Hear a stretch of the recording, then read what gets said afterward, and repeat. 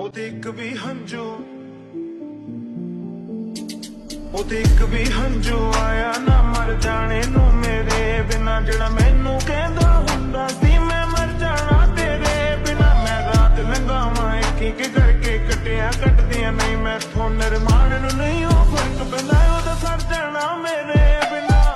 ਜ਼ੁਲਫਾਂ ਦੇ ਜਾਲ ਤੇਰੇ ਨੀ ਖੁਦਾ ਦਾ ਕਹਿਰ ਕੁੜੇ, ਨੈਣ ਬੇਕਾਬੂ ਤੇਰੇ ਬਣਦੇ ਆ ਜ਼ਹਿਰ ਕੁੜੇ।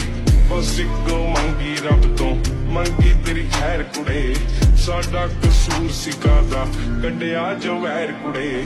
ਕਿਤਨਾ ਬੇਚੈਨ ਹੋ